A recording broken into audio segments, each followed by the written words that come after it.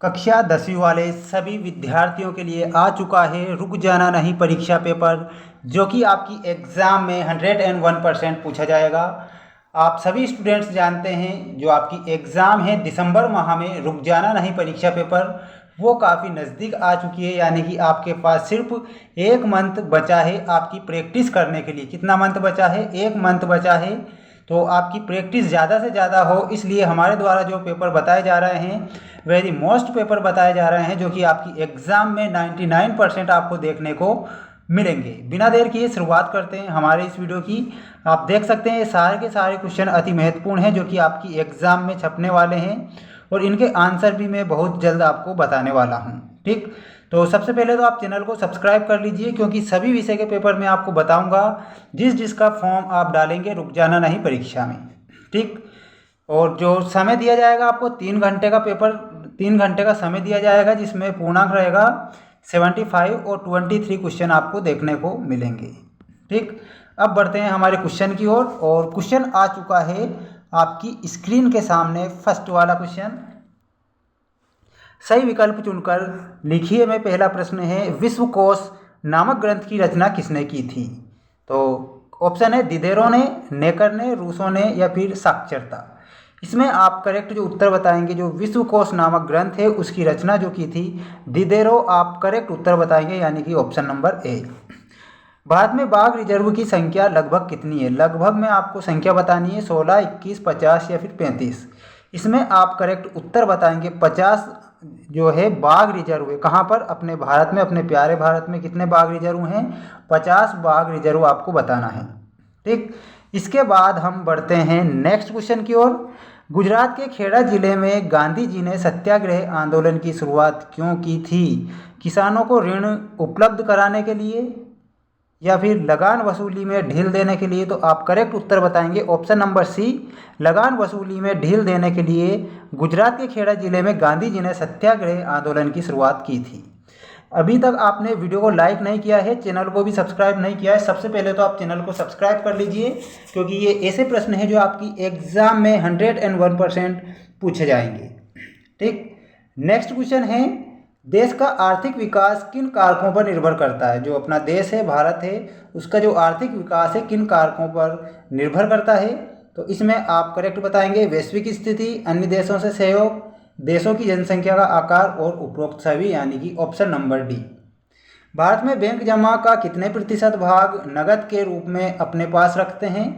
10%, 15%, 20% या फिर 25%? इसमें आप करेक्ट उत्तर के रूप में बताएंगे 15% अपने पास रखते हैं। ठीक, इसके बाद जो नेक्स्ट क्वेश्चन है, निम्नलिखित में से कौन सी भारतीय कंपनी बहुराष्ट्रीय कंपनी के रूप में उभर चुकी है? एशियन पेंट, रेनबैक्सी, टाटा मोटर्स, उपरोक्त सभी? तो आप करेक्ट उत्तर बताएंगे उपरोक्त सभी, आपको करेक्ट उत्तर बताना है, यानी कि ऑप्शन नंबर डी। अब हम बढ़ते हैं हमारे नेक्स्ट क्वेश्चन की ओर, जो कि काफ़ी महत्वपूर्ण है और रिक्त स्थानों की पूर्ति कीजिए वाला क्वेश्चन, और उनके आंसर भी आप देख सकते हैं आपकी स्क्रीन के सामने मैं लेकर आ चुका हूं, क्योंकि आपको किसी प्रकार से तकलीफ या फिर डाउट ना रहे। पहला क्वेश्चन आपसे पूछा गया है, और वो क्वेश्चन पूछा गया है, देख सकते हैं, भारत का सबसे बड़ा सौर ऊर्जा संयंत्र स्थित है, तो कहाँ पर है? भुज के निकट माधोपुर में है। 100% ये प्रश्न पूछा जाएगा, गलती नहीं करना है, इस बार पास होना है, फेल नहीं होना है। कपास कॉटन खालिस्तान का पहला प्रतीक था, तो नए युग आपको करेक्ट बताना है। गिल्ड्स में उत्पादकों के संगठन होते हैं। ठीक, श्रीलंका में गृह युद्ध की समाप्ति सन 2009 में हुई थी। भारत के ज़्यादातर अनुबंधित मजदूर पूर्वी उत्तर प्रदेश और बिहार राज्यों से विदेशों में जाते थे। सन 2016 तक खालिस्तान देश विश्व व्यापार संगठन के सदस्य थे, तो 165 जो देश थे जो किसके? विश्व व्यापार संगठन के सदस्य थे। ठीक, इसके बाद हम बढ़ते हैं हमारे नेक्स्ट क्वेश्चन की ओर, और क्वेश्चन है, आप देख सकते हैं, सही जोड़ी मिलाइए वाले अति महत्वपूर्ण प्रश्न, जो कि आपकी एग्जाम में 100% पूछे जाएंगे। अभी तक आपने वीडियो को लाइक नहीं किया है, सबसे पहले तो आप वीडियो को लाइक कर दें, ये बात अच्छी नहीं है, क्योंकि हमारे द्वारा जो आपकी प्रैक्टिस करवाई जा रही है 100% वेरी मोस्ट प्रश्नों की, और उसके लिए एक लाइक तो अवश्य बनता है। सरदार सरोवर बांध तो इसमें आप करेक्ट उत्तर बताएंगे किस नदी पर है, नर्मदा नदी पर। वायु परिवहन का राष्ट्रीयकरण कब हुआ? जो वायु परिवहन है उसका राष्ट्रीयकरण हुआ था 1953 में। इंडियन नेशनल कांग्रेस में आप करेक्ट उत्तर बताएंगे, इनकी स्थापना हुई थी 1885 में। जो किसने की थी ये आप कमेंट बॉक्स में हमें बताइए। बाद में 500 और 1000 रुपये के नोटों पर पाबंदी लगी थी नवंबर 2016 में। सेब उत्पादक राज्य तो हिमाचल प्रदेश। स्पिनिंग जेनी में आपको ऑप्शन नंबर बी से मिलाना है, ऊनी धागे बनाने वाली मशीन। स्क्रीनशॉट ले लीजिए और बढ़ते हैं अब हमारे सत्य असत्य लिखिए वाले अति महत्वपूर्ण प्रश्नों की ओर। पहला प्रश्न है, भिलाई इस्पात कारखाना ग्रेट ब्रिटेन के सहयोग से स्थापित किया गया था। तो ये आपको असत्य बताना है। ये ब्रिटेन के सहयोग से भिलाई इस्पात कारखाना स्थापित नहीं किया गया था, बल्कि जो भिलाई है वो रूस की सहायता से स्थापित किया गया था। खान अब्दुल गफ्फार खान को सीमांत गांधी भी कहा जाता है, तो यह सत्य बताना है।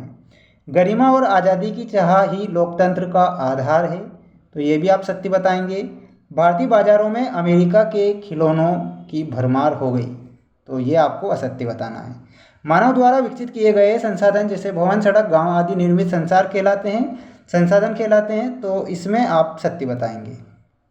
ठीक, कलकत्ता में पहली जूट मिल लगाने वाले व्यवसायी हुकुमचंद थे, तो ये भी आपको सत्य बताना है। स्क्रीनशॉट ले लीजिए। अब हम बढ़ते हैं हमारे नेक्स्ट क्वेश्चन की ओर। काफ़ी महत्वपूर्ण प्रश्न हैं जो कि आपकी स्क्रीन के सामने मैं लेकर आ चुका हूँ। ठीक, पहला प्रश्न, भारत का प्रथम परमाणु ऊर्जा संयंत्र, तो आपको तारापुर बताना है। क्या बताना है? तारापुर करेक्ट उत्तर बताना है। नाटो का मुख्यालय कहाँ पर है? ब्रुसेल्स है, जो कि बेल्जियम में है। ठीक है। किस देश में एकल पार्टी सिस्टम है? तो ये चाइना में है।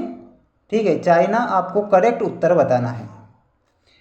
भारत में सर्वप्रथम लोहा इस्पात का कारखाना कब और कहाँ स्थापित किया गया? तो ये सन 1864 में कुल्टी, पश्चिम बंगाल में स्थापित किया गया था।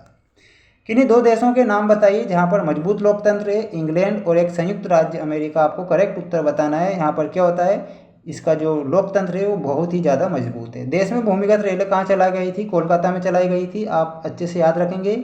इस प्रकार मैंने आपको ये सारे के सारे क्वेश्चन मैंने बता दिए हैं जो आपकी एग्ज़ाम में 100% पूछे जाएंगे। अभी तक आपने वीडियो को लाइक नहीं किया है, कितनी कंजूसी करते हैं वीडियो को लाइक करने में। जैसा कि आपका किसी प्रकार से चार्ज लगता हो, मेरे प्यारे विद्यार्थियों, किसी भी प्रकार से आपका चार्ज नहीं लगेगा, है ना। वो आप वीडियो को लाइक कर दें, हमारी मेहनत के लिए एक लाइक अवश्य बनता है। जय हिंद, जय भारत।